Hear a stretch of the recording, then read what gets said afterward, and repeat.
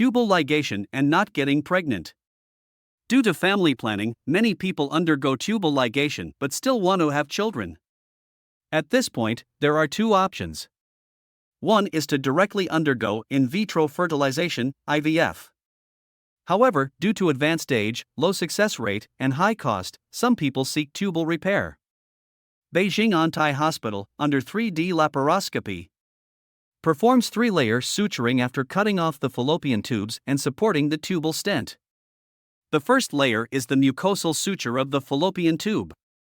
The second layer is the muscular layer suture of the fallopian tube.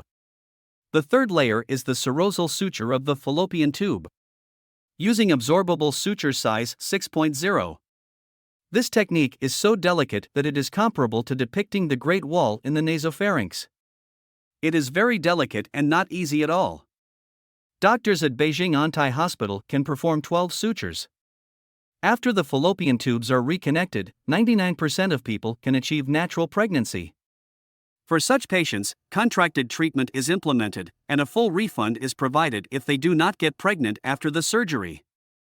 The requirement is to use a tubal stent.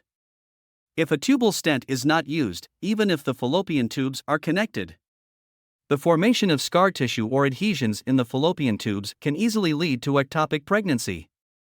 Therefore, without 3D laparoscopy and a tubal stent, this surgery is not recommended. As the saying goes, without a diamond drill, don't handle delicate porcelain. There is also a saying, a skilled person is not as good as a good tool. The combination of 3D laparoscopic tubal stent and expert suturing technique is a trinity that can achieve reconnection of the fallopian tubes after ligation and achieve the goal of natural pregnancy.